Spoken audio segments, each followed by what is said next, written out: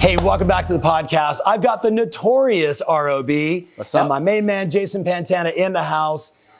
Rob, first of all, for the people that don't know you, give them a little bit of backstory, because this is going to be a wild and crazy, or the boringest podcast ever. Yeah, I was going to say, I have this very weird backstory. So I'll start with the real estate. How about that? Because before real estate, I did a bunch of stuff too. But I started at Realogy, back when it was called Sendin. Yeah. The commercial side. Way back. Henry Silverman. Exactly. Yes. Way back. So started in commercial real estate, left there, went to a real estate data company, which shall remain nameless. And then I started my business in 2009. And you started a consulting agency. That's right. Right. And you guys have touched a lot of different pieces of the industry, which we're going to get into in a minute, but I want to share a little backstory. Yeah. I get a phone call from Brad Inman. Hey, we'd like you to come speak at the Inman conference. I remember this. You know what I'm saying, right? Yes. And he's like, Tom, here's the setting, right? I'm trying to do my best, Brad. Tom, here's the setting. Shock and awe, right? It's got to be crazy. And I was like, okay, Brad, what do you want to do? And he says, you're going to get up on stage and you're going to debate with Rob the value of coaching. I was like, all right, I can do that, right? Like, I didn't really think much about it. It wasn't value. It was like value of brokerage or something. No, it was coaching. Was it coaching? I promise. Because it was permanently ingrained, because you and I were sitting in the green room and we're like, how are we going to debate? And basically we had a love fest for coaching and the agents, and it turned into in the green room. In the green room. And there's you have to argue, you have to debate. I'm like, all right, I'm a lawyer by training. I can argue any side of anything. Sure, why not? But I just remember walking away thinking, because from the RE.net days, the Jim Barks and all those guys, Justin LaJoy, and I knew your persona in the marketplace. I knew he was a smart guy. So I was excited about it and slightly nervous, which only got me more fired up. Then we meet in the green room. I'm like, he's a total teddy bear. This is gonna be great. So tell us about your consulting agency, and then I want to talk about the industry today. Correct. And then going forward. That's really what we want to talk about. Yeah. And, my consulting agency, it's 70 associates. Yes. My sole associate is sitting off screen right there. Yes.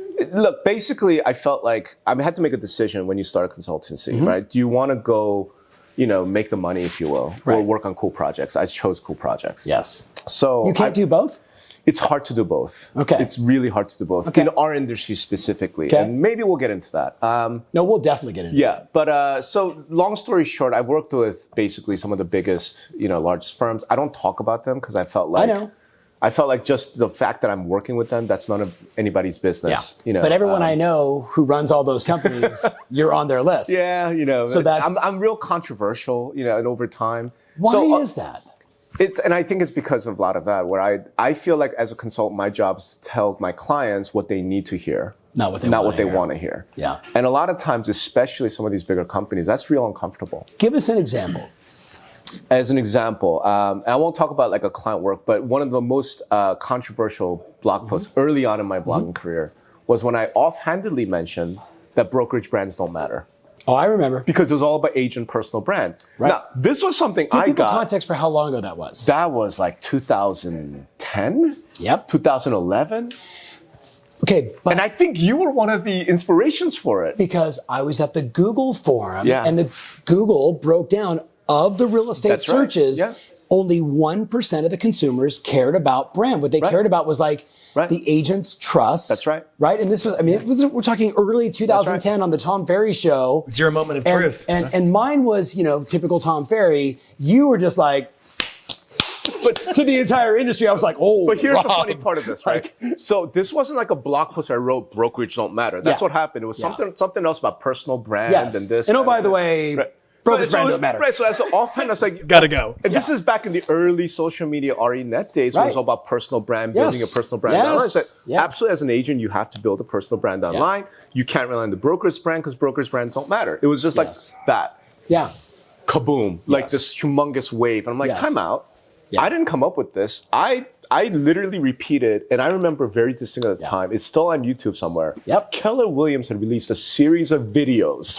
That's right. Of interviews with consumers saying brokerage brand doesn't matter. It's the agent brand that matters. Yep. That was in like 2008, 2009, and somehow I'm the asshole, right? But people still love to go online and find anything. I mean, now we're in the woke culture, the cancel culture. So you're just lucky it wasn't in 2021 when you wrote that, because maybe you'd have been killed. Right. So that's somehow I think I've gotten to this point where I just call it like it is. Yeah. You know, and I think my tagline over the years has become, I have strong opinions, weakly held. Yes. Meaning strong opinions, weakly held. So if I can be just once a week. Exactly. If the data comes out the other way, I will change my mind. I produce one opinion a week. Exactly. Yes. It's like, look, this is what I believe, but maybe I'm wrong. So in the totality of your career, where were you most right and where were you most wrong? I think I was most right when in 2013, I think it was, I did a engagement. I can talk about them because they're now no longer around. Yeah. I was doing an engagement with Trulia. Yep. And I did a strategy memo for them. I said, agent teams are the future of this industry. Yep. You guys need to pivot everything, build products, do everything for agent teams. And what did Pete and the gang say? They thought it was great. They started it. And then like 6 months later, they were acquired. Yeah. And that was the end of that. That was the end of that. So, it's, interesting. I think that's when I was the most correct. You and the late, great, God bless him, Ken Jenny. Yes. Right? We're doing a lot of work with Trulia at the time. Yep. Ken's been a friend of mine since 1991. Yep. And they were all saying that. So I agree. Where were you wrong? And you were right way more. I don't Maybe know you just about can't that. say the company. Where was I wrong? Gosh, I think I was wrong most about, because again, when I started writing, it was right after the bubble had burst. Yeah. And I really thought the federal government was going to go after which bubble? The 99 bubble? Or no, the 2001? The great financial collapse. Yeah, that one. And I remember writing a whole lot of stuff about, the federal government, the banking system. Yeah. They were going to come after everything and fundamentally change everything, turn us to the renter nation. Right. Never happened. Right. Were you one of those guys that said millennials never buy a house? I'm still one of those guys. Okay, well, you're wrong. Why? We'll talk about it. We'll talk because it's Where's my popcorn? Right. Yeah. So here's the thing. Jason's just playing tennis. Actually, or watching, you know what? Right? I'll tell you what. Jump in. This is a topic where I desperately want to be wrong. Yeah. Right. Because I've been researching millennials since 2009. I'm famous for going on stage at RE Tech South. Yeah. In 2011. Oh, beans. Yes. 2011. I go on stage to accept some award, and I said, polygamy will be legal within 30 years. And everyone laughed, and it was obviously kind of a joke. But part of it was because I was already looking at millennial marriage, family formation, millennial dating in 2011. So here in 2022, last year, Ivy Zellman of Zellman Associates comes out with this giant report talking about the demographic challenge to real estate. Right. So which is the demographic challenge to our country, to all of Europe. Correct. Right? They're waiting until their 40s before they get married, if they ever get married, and maybe have kids. But if you remember, so again, I was a Realogy back in 2004, 2005, and we already had consultants coming to us telling us about millennials. At the time, it wasn't even called millennials, Gen Y. Gen Y. Right. Yeah. Gen Y is going to change real estate. They're the biggest population. They want to live in a house that's correct, this big, and they love everything no online. Backyard, and I remember listening to totally full of shit. Kind of full of shit. Wasn't true about me. But kind of full of shit and kind of missing the big picture. Right. So I wrote a giant red dot, research paper in 2018. Yeah. I really delved into it, and maybe we could talk a little bit, Chris, about this. I think the problem with millennials is the only millennials we see in real estate are the upper 15% or so elite millennials. Yeah. We don't interact with the bottom 85%. Yeah. And they're absolutely screwed. Yeah. Things are getting really, really bad. So unpack that for us. Sure. So the top 15% of millennials, college educated, really great jobs. They're the best educated generation we've ever had. Yeah. They have the highest income levels. Incredibly tech savvy, all the things that we hear, the stereotypes are true about them. Yes. They're the world travelers. They don't want to own because they want to rent because they want to have all the options. But when it comes they're not going to own a car, they'll like an Airbnb. But once they decide, it's time to buy a house, they're like, we're going to skip the starter home. We're going to go right to our dream home. Yep. Because I'm a Facebook data engineer at Facebook, and you're a lawyer. Our collective household income is $480,000, and we have no kids. So we're going to buy the $1.5 million house, and here we go. That's the top 15%. Yeah. The bottom 85%, we're talking about overburdened with college debt, they're underemployed or unemployed. They're working 3 gig jobs with no benefits. Yeah. And their wages haven't grown in 10 years. They're absolutely screwed. So it's really bad. But this scenario, the hard part, wrong. But see, again, like there's so much competing data, and therein lies the challenge, right? Like, like you're only as good as the data that you read, and you can read one side that says millennials are thriving like they've never thrived before. Yep. They're in total command of the job market. They can do whatever they want. They can get paid what they want. They can work from home. Yep. And then you're telling me that 85% of them are basically screwed. Correct. Because I think if you look at the top 10%, top 15%, sure, everything that is true. Yeah. You're a high, in demand, crypto developer. Yeah. Sure, you command the job market. Yes. But there are very few of you. Yeah. And I think over time, more people are starting to wake up to this. And I'll give an example, Gary Vaynerchuk. Yeah. Who's been on a tear of late saying, don't go to college. Yep. Which is something that, right? Controversial. Very. Yeah. Why? Right. Because we've been telling all of the young people, since they were like wee lads, wee lasses, you have to go to college or you're a loser. Yeah. And he's like, listen, the problem is if you want to go work at Google, if you want to go get one of these top flight software engineer jobs, guess what? They're not coming to recruit at a community college computer science department. No. If you don't go to Stanford, if you don't go to MIT, you're not getting that job. No.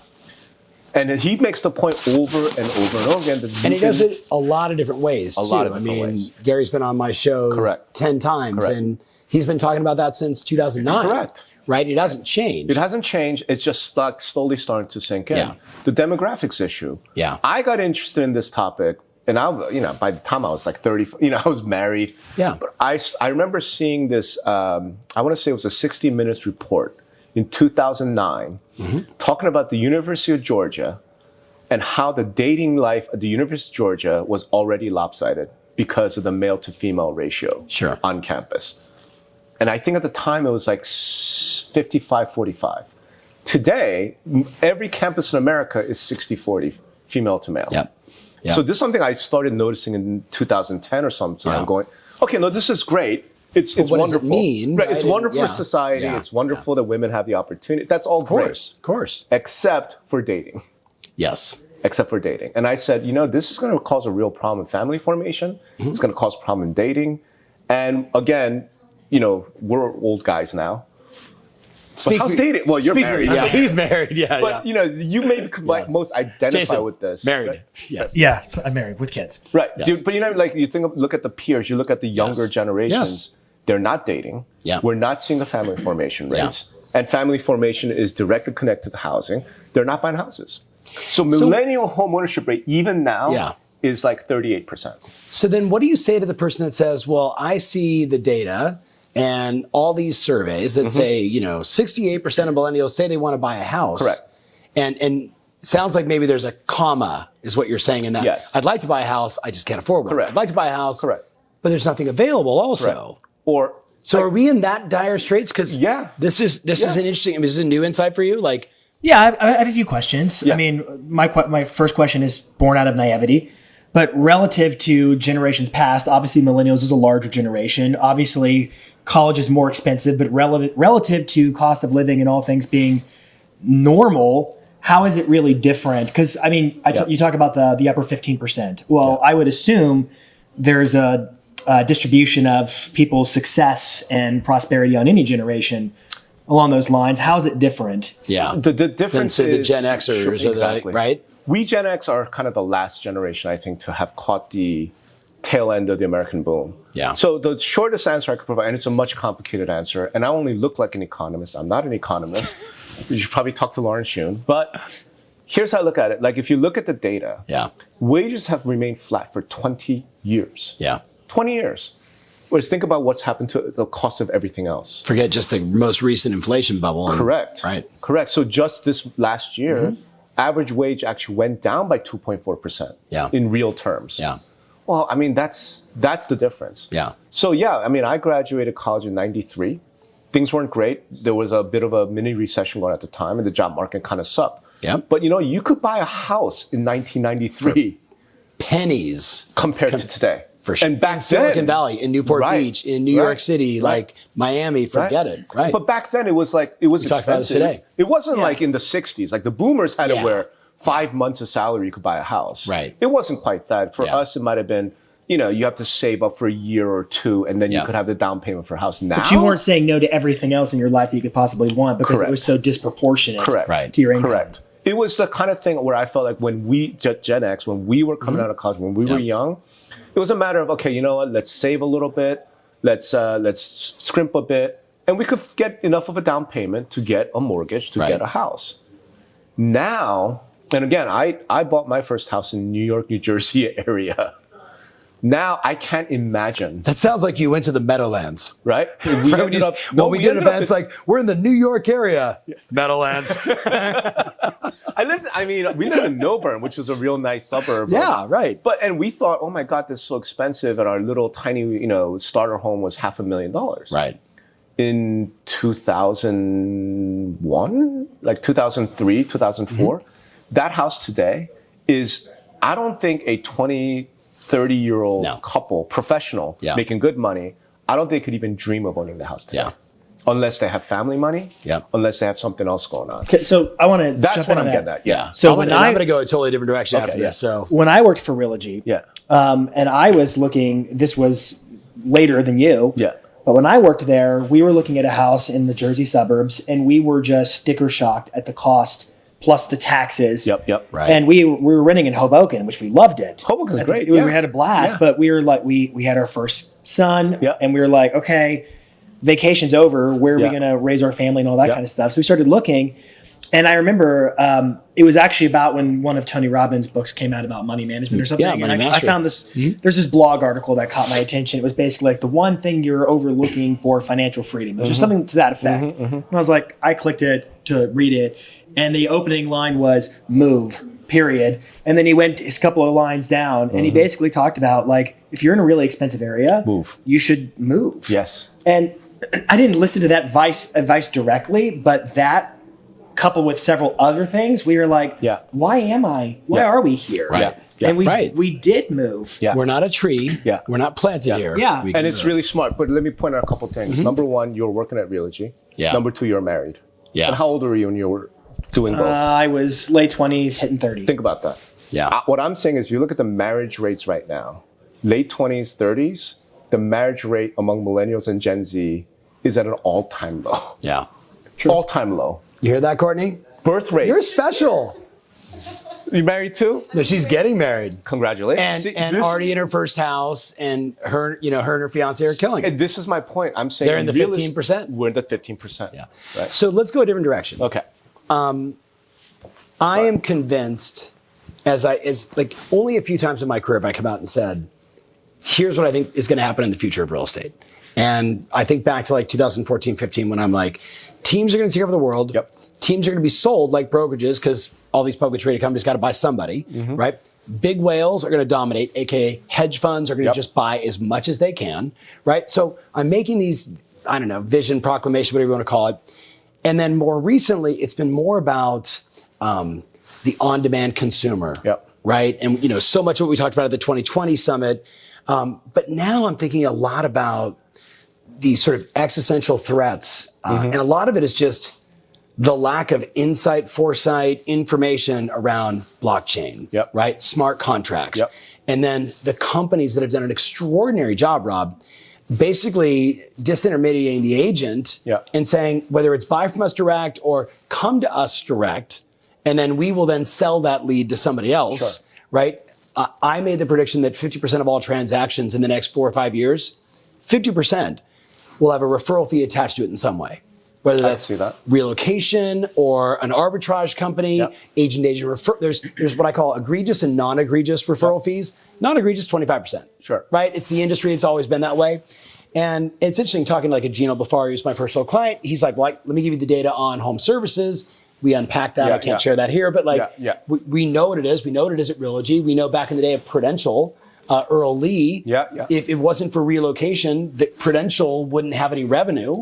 So we see this, but you look at it differently. I look at it differently. What are the 3 to 5 biggest things that you think this is what's coming next, what people need to be prepared for? So I think I wrote a post. I'm doing a little pivot this year. Right? It's not like I'm giving a consulting. It's piss less people off? Like, it's not even that. So here's the thing so I'm going to comment about this. I never set out to piss people off. I set out to tell it like I see it, and that happens to piss people off. Right. And I'm like, I'm so sorry. Yeah. I don't do this to piss you off. Mike Del Prete, and a few others that I love. Like, I mean, I'm just think it is what it is, right? But I think there are 4 major mega trends that's going to influence everything, which therefore will influence real estate. Yes. Right? Demographics is one. We just talked about that. The second one to me is, we'll call it loosely inflation. Yeah. But it's basically money printing. For sure. For sure. And I think that is startling if people knew how much money was printed just in the last 24 months. So 40% or so of the entire dollars in existence. In the last 2 years. In the last 2 years. Yeah. And we're now starting to see the impact of that. And there's all these things that flow out of that. So that's 2. The third one to me is blockchain, metaverse, all this stuff. But I call it, generally speaking, decentralization. Yes. Right. So the converse of what you said, like, you're right, the last 20 years, everything is centralized. Yep. Everything's going to Google, everything's going to Zillow. Right. I kind of feel like the next big wave might be decentralization through a variety of ways. Yep. So that's the third one. And then the fourth and final one, I don't know how much of a mega trend is for the society as a whole, but for real estate especially, and this is the one that I think is probably the most near term, is the fact that the nature of agency will completely change. Essentially, buyer agency is not long for this world. Yeah. And I don't think as an industry we know yet what to do about that. I didn't say yep like I agreed. I just said yes. Yes, exactly. Yeah. And so here's the interesting thing. Like, over the last, 3 years, I've had a lot of conversations around this specific topic. Yes. And this is my general takeaway. Most We're talking people, DOJ, NAR. All of it. The reason why you should be really happy you pay all of your dues to the National Association of Realtors is right now. Right now. You're like, can I prepay for the next 5 years? Except that I don't see them winning. But that's beside the point. That's, beside the point. And we have to define what winning is. And we have to get around that. But I think everyone I've spoken to the last 3 years or so, if they have paid any attention, and I'll ask, so it basically comes down to, it's a matter of when, not if. No one believes that our current system of cooperation and compensation will survive. Yeah. They just disagree on when things are going to change. And we have not yet thought through what that means then for brokers, for agents, for MLSs, for realtor associations, tech companies, for Zillow. Like, we just haven't done that. But you and I are well traveled. Yeah. This is not unlike what you look at when you see South Africa, Europe. You see Australia, you see all of Europe, you see a lot of the more organized real estate Middle East, right? I mean, it's 1 and 1, it's 2 and 2, it's 3%. You guys figured out that we'll see you afterwards. Like, it's like, I think people get so landlocked in this North American, and I would even put all the major cities in Mexico up through Canada, that we've had this set way of doing things, buy side, sell side, right? So do you hallucinate?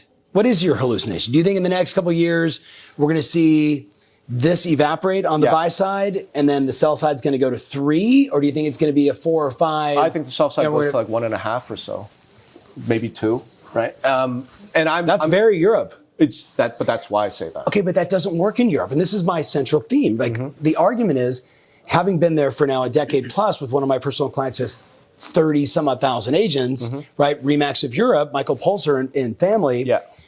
We have been on this crusade, which feels right in Europe, right? We're going to get people to cooperate. Yeah. We're going to get agents to take a key from the seller and put it in a safe in the office. So when somebody calls and wants to see the property, we can take it out of the safe. I'm not kidding, people, and show them the apartment. Like, that's going on right now. And we're seeing this progression towards maybe a more Western way of doing it, which is not the intent for my Europeans watching, but it's to serve the customer. How does this elimination of buy side actually serve the client? I think so. So let me put it differently. It's not like you're going to outlaw buyer agency. Yeah. You're just going to outlaw sellers paying for it. Yes. I think that's what's coming. How does that serve the customer? Depends on who you're talking about. Yeah. Right. Because the argument, I think, from the FTC, from the DOJ, from the that side, is this will drop the price. Right? It will make things cheaper. Yeah. And I think there's a lot of truth to that. One of the things I do like about it, I'm not a huge fan necessarily. I'm kind of neutral, but there is one aspect of this that I am a big fan of. And this is something that you guys know very well. One of the biggest problems with our industry, and I've been saying this for 10 years, is the fact that you could have the very best, most professional agent, right, who's one of your personal clients and is up to date on every latest thing. Whether I use that guy or someone who just got his license last week, I pay the same. That's bullshit. The fact that we have no price signals in this industry is total bull. And it's being maintained by the system that we have built over time. You know, it wasn't out of some nefarious evil purpose. Just let's cooperate. You bring me a buyer, I'll pay you, whatever. But Rob, we see that, and first of all, I appreciate that perspective, and I think everybody listening, probably at least a lot of our clients just went, because we say, this is a skills market. This is a track record market. And right now, when there's no inventory, you don't want to go to the brand new agent and say, hey, find me a house. You want to call the best agent in town and say, who's got the pocket listings? How do I get access? How can I leverage your relationship? And like, I have 3 different attorneys, the low, mid, and like gonna kill you. That's right. Right? Like, and you pay appropriately. Do you think it's going to go that way? I think it's going to go that way. Like that menu of services? I think it's going to go, I really do think real estate will become a lot more like legal services. Yeah. Right? Look, I mean, if you just need someone to draft a little, you know. Legal Zoom, boom. Do that, right? You don't really need it. But that didn't work with iBuyer, with Power Buyer. Like we're seeing this sort of like oversimplification of the transaction, right? The ease of it. Like we're not seeing it work at scale. And maybe iBuyer is the wrong metaphor, but look at like even like the companies like Knock and Easy Knock and some of these that are making it easier. No one's doing it. It's such a small percentage. No one's doing it. It's such a small percentage of the transactions. But it's so new. It's like literally brand new.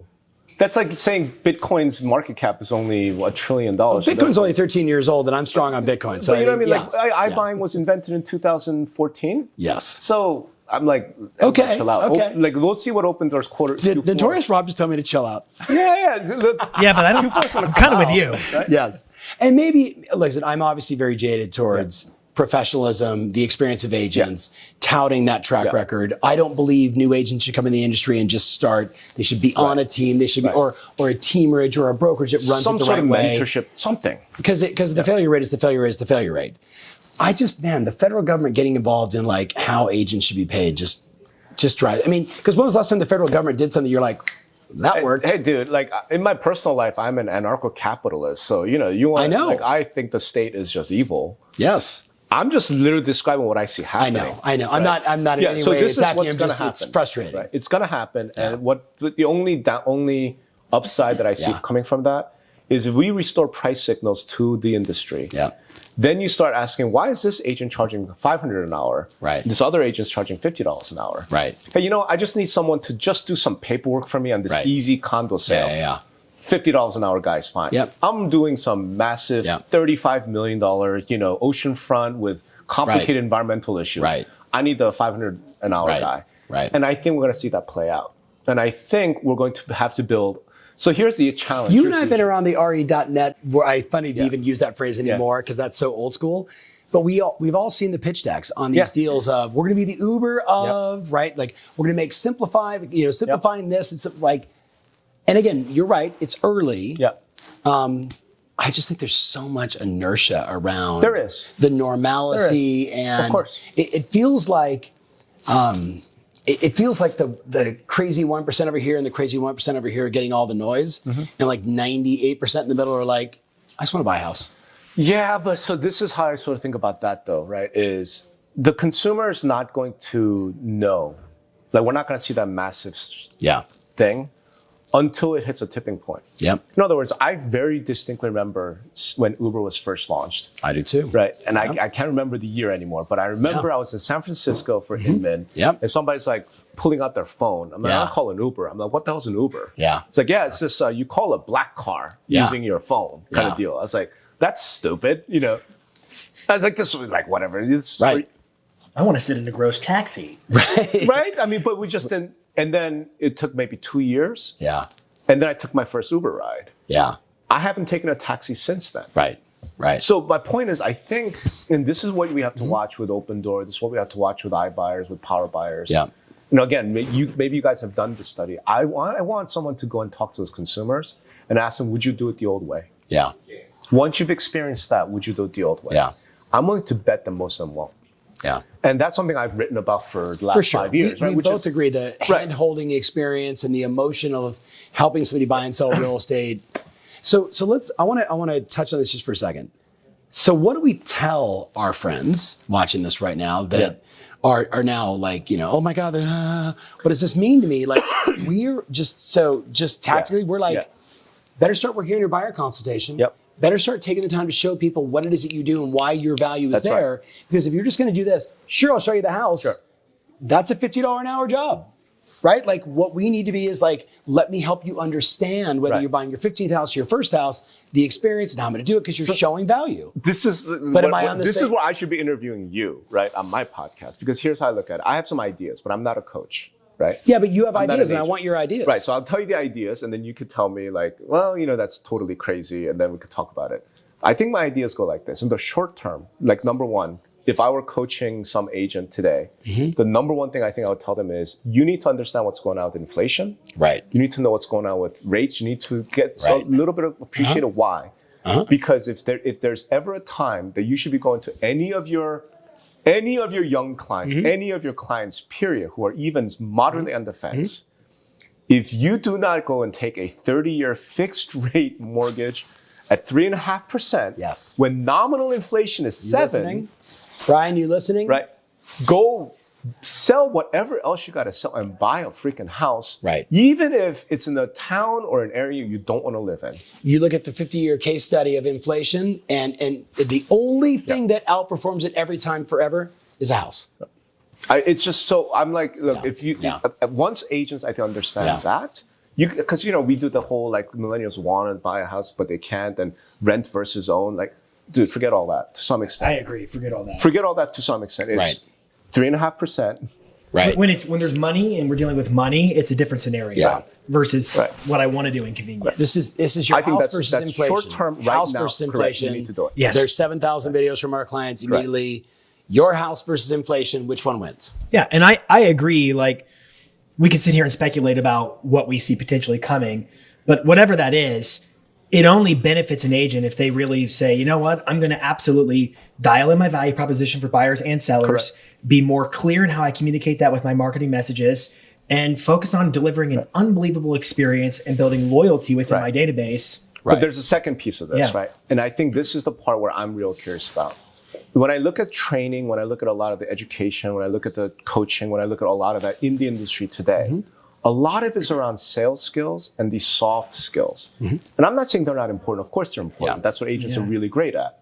However, with what's coming, there might have to be a lot more product skills and product training. I was thinking the same thing when you were talking before. Yeah. Because, you know, it's one thing to be like, my value is I can hold your hands, or I know cut. Dude, that's great and all, but if I'm paying you by the hour, I need to know that you have looked at every home builder in this neighborhood. 1,000%. You know what the different types of pipe that's in this house versus that house. You know, the type of construction that's like, I need you're speaking of our client's love language right now, because that's the degree of separation. Right. I think that's the true market expert who says, no, Rob, you and your wife, you need to be over here. And let me tell you why, because I took the time to learn everything that was your non-negotiables, things that mattered most to you. It's this, this, and this, and here's why. Or even at a minimum, like, why is this house so expensive? Right. Well, it's because this house was built by a builder for his daughter back in 1948, and he used the very best materials and blah, blah, blah. And over the years, this house had the fewest amount of flooding or whatever whatever it is. Whatever it is. But that product knowledge, details. It's the details. That's the difference between a $700 an hour agent and a $50 an hour agent. And I don't think we as an industry focuses on that enough. So I'm glad to hear you guys are doing it, because that's going to be the next wave, because that's how I look at it. If something happens and there's massive disruption, and it does come down to not only is it buyer consultation, like, look, the seller's going to pay me, but if they don't, you're going to pay me. That's just, to some extent, sales talk. It's more like, I'm an expert. I can help you. I can help you save money. Let me tell you how I earn my fees. Correct. My job is to navigate bing, bing, bing, bing, bing. And here's why I'm worth it. Right. I'm going to help you avoid potentially making a giant mistake because I know everything about this neighborhood. I know everything about every house that's in this area. And my company, my relationships, my network, all the pocket listings, all the coming soon. And that's all of that. So we're 1,000% aligned. So I think that's the second piece. And then beyond that, I think it's just, don't worry. I know it sounds a little weird. I do feel like every successful person worries. No, I know, but here's what I mean. Like, because you mentioned blockchain, you mentioned metaverse, crypto. Like, I'm seeing a lot of people get all like wound up about that, or they get wound up about DOJ, FTC, and I'm like, listen, unless you have a C in front of your name, unless your job is to do strategy, I don't know you should worry. Call your past clients. You know what I mean? I feel like if you are on the ground floor, I'm not saying don't be interested from a personal standpoint. Yes. But I don't know how much you should like stay awake at night wondering about what's going to happen with iBuying and disruption. Now, if you're the CEO of a brokerage, that's your job. Your job is to worry about that, so your agents don't have to worry about that. If you're Gino Blafart, you better be worrying about what's happening with macroeconomics and war with Russia, or whatever the hell. Like, Saturday morning calls. Like that's Gino. what you got to do. Yeah. How was your week? But that's why that's why he's the CEO. That's right. Yes. And that's how I look at it. So like calm down to some extent. Yeah. But to the extent you want to focus on like real product expertise. I will just say this, when it comes to blockchain and smart contracts and NFTs and cryptocurrency, the thing that I tell people is I can remember in like 14, 15, 16 saying to people, if you're going to be culturally relevant today and you're in the high end, you're in Silicon Valley, you're in Miami, you're in New York City, you're in Toronto, if you don't have on your card, on your postcard, on your website, have something that's written in Chinese, something that's written in Mandarin, you've lost some cultural relevancy for the people that were buying in mass. And I liken that to today when a 27-year-old calls you and says, hi, I'm interested in that $2 million house. I've got like $7 million in my Meta wallet, and I'm just trying to figure out how I'm going to exchange this. And do you have someone I should talk to? And if that agent isn't like, oh, of course, no problem. You know, the number one crypto, blah, blah, blah, Proppy, who's a great company that does transactions. If they're just, they don't have to master it. No. But they better be aware of it. Because if they're not, like I tell the story of Maxine Gellens, I think you bet. I don't know if you know this story. Okay. So Maxine, legendary agent. She calls me and says, okay, you were right. And I was like, what about? She goes, I don't really like Zillow. She goes, but I got called on this like $10 million listing. And I meet the guy and I meet his wife and we're walking around the house. And Maxine, I love you. She's like, I'm walking through the house and the guy kind of says to me casually, hey, so what do you think about Zillow? She goes, Zillow's a really important website. It's interesting that they're putting out this data.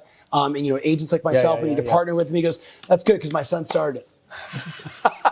That was a $10 million listing that she got from the late, great Joe Spencer's dad, right? And when she said it to me, I was like, my point is like cultural relevancy. You don't have to master blockchain, but you better understand it. You better understand smart contracts. You better have some understanding of like why a home might be converted into an NFT. You don't have to do it. You don't have to buy them, but you better at least understand it because that 27-year-old, that 32-year-old, I mean, the guys I'm talking to that are 55 that are super long on crypto, you better understand because they're buying houses. So that's where I get, not on a soapbox, but just stay aware. I would also echo like what you're saying. Like if we're going to, I'm having all these thoughts, you're making me think about like the division of labor and I'm thinking about healthcare and how general practice doctors became specialists and it actually made things more expensive over time. And how is this going to plan out with what we're doing? And it's like, you're going to start subdividing the scope and role of an agent based upon what, like if your scenario were to come true, for instance. But then I'm like looking at what you're saying. It's like, I think the focus now as an agent is, okay, I help folks buy and sell houses. So therefore, my expertise should really be centered around anything transaction related. I should really double down on the transaction and how do I help people buy and sell houses in that regard. Because there are a lot of other, I think, what could be potentially tangential kind of pursuits and chases and interest that may not really bolster up your value proposition as a broker. I don't know if that thought means much. Abraham but that right now is so happy you said tangential. Tangential. A tangent. That's like his all-time favorite word. Okay, so Rob, before we leave, there's an important point I think to be made there, which is kind of what you said. I think you have to have some basic knowledge of what this technology means. Certainly don't go, like learn the intricacies of like different blockchains. Like that's not necessary. You just need to know kind of what it potentially could do for your client. The better thing might be though, to know somebody who really is an expert.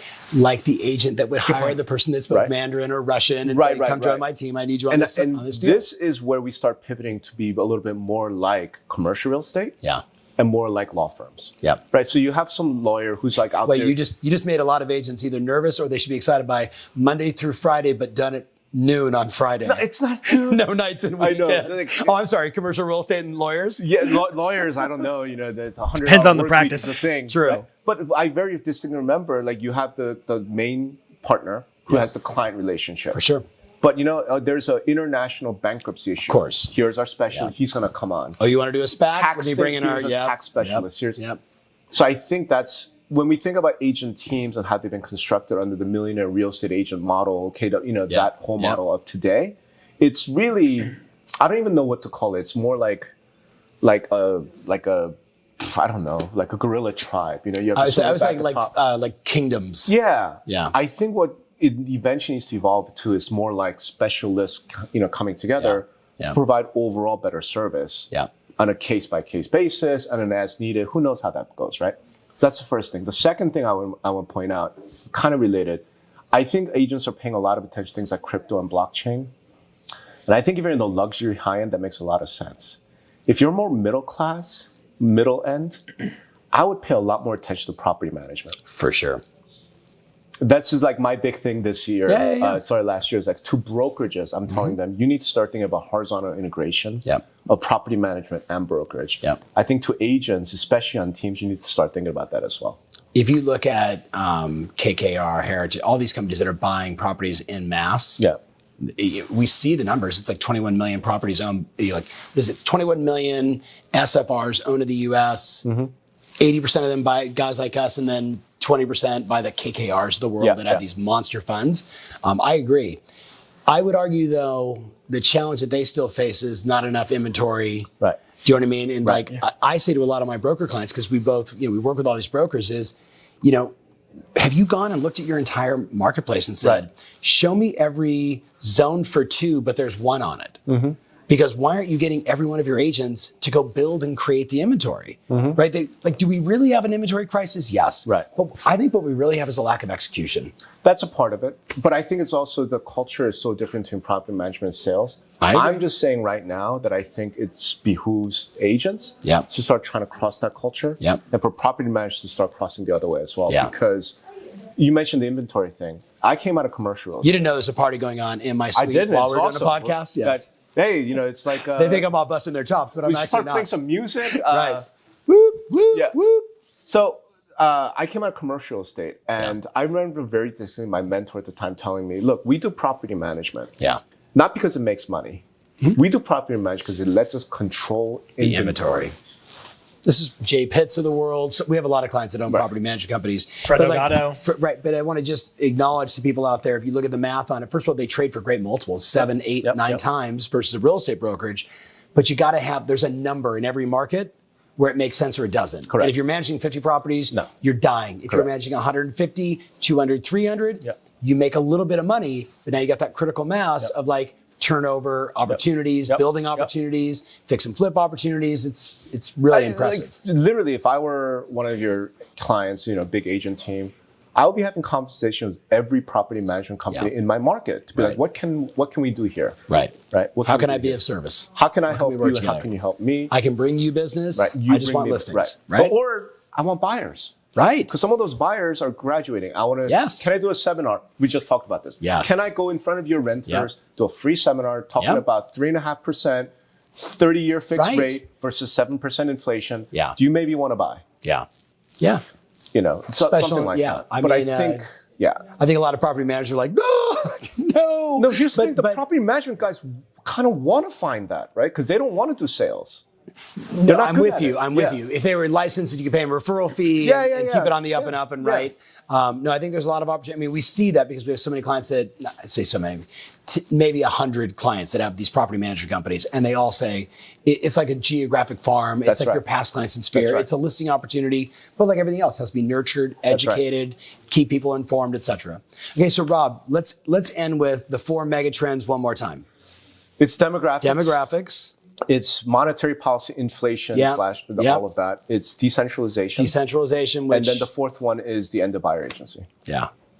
It's the end that's of the most world as we one, know it. Mic drop. Yes, yes. But once again, strong opinions, weakly held. Notorious Rob. That's so good. This is going to be one of those shows that, Rob, like the people that are watching right now, like I know who you are, and they are the ones that are like, okay, like, all right, I need to dig a little deeper. I want to go a little more. Like we just have this great base of clients that like, they want to be exceptional in their marketplace. And whether it's someone like yourself or myself or Mike Prete or others that I've had on the show, like they just want to get in it because when they're sitting at the cocktail party and they say there's 4 mega trends happening right now in real estate we need to be nervous about. That's right. Number one is and like all of a sudden like the whole room, right. You know, into them. Like, and that's, so I know a lot of my friends are going to use that little script. Can I share one more thing? No. I'm going to anyways. Go ahead. It's my show. No, it's not. Welcome to the Jason Show. So there's this TED Talk from a guy named Clay Shirky that I caught a long time ago, and he had this thing called the Shirky Principle, which said that the nature of an institution is to preserve the problem for which it is the solution. Yeah. And so I look at agents who are listening like the federal today. government. Yeah, well, yes. I think there's a lot of people who are probably listening today, like they may be listening and saying, okay, I'm afraid. I feel like I'm going to get margined out and oh my goodness. Right. Or you can be listening to the lens of saying, you know what? Change creates opportunity. Right. I'm going to be putting on my ears of looking for those opportunities, to listen for those opportunities. And I think if you have a mentality of, I'm going to try to preserve a problem, that's not, I want to identify the problem and solve it. And so if the problem has changed, go look for the new problem and solve it. And you will never be without It's a great Well, this is Peter Diamandis, who's a mentor of mine. I don't know if you talk about decentralization. He's got his 60s, which is brilliant. He would say the bigger the problem, the bigger opportunity. Yeah. You want to become a billionaire? Yeah. Solve a 1 billion person problem. That's right. So like we should be attacking with enthusiasm these problems. That's right. And then whether it's just on our team, inside of our brokerage, in my own office, with my past clients at Sphere, my city, my state, my country, whatever it is, go after it. Like that's the message. Yep. Rob, where do they follow you if they want to catch you on Insta? Probably the best place is notoriousrob.com. Yeah. That's my blog. I've had it since 2008 or something. I'm an OG of the real estate blog. Is Conor McGregor upset at you? Like you're like the original Notorious? No, there was a time, there was somebody who was like a rapper. Oh, who yeah. had the same name. Notorious B.I.G. No, but that's who I patterned after. I was such a big fan. Who's the other Notorious? No, there was a Notorious Rob. He was like a B.I.G., rapper or a rap reviewer. Yeah. So he's gone away. So now it's all me. Yeah. And then there was a Rob Ford who was a very controversial politician. I want to say in Canada who was caught up with heroin and cocaine or something like that, I think. Oh, yeah. So my Google alerts were going off big time. Right. That's awesome. No? Notorious. Yeah. Notorious. So that's probably the place. Yeah. Or on Twitter at Rob Hahn. Love it. Love it. Well, thank you, man, so much for being on the show. I appreciate you, just like schlepping over here into Vegas. Oh, you live here, so I live here. It was easy. Thanks for coming to my town. Yeah, appreciate you, buddy. Super fun. Great to meet you. All you. right, guys, leave some comments. Let us know. Make sure you follow Rob. Make sure you follow Jason. And hey, keep letting us know. Who do you want on this show? We're doing this for you. We're out.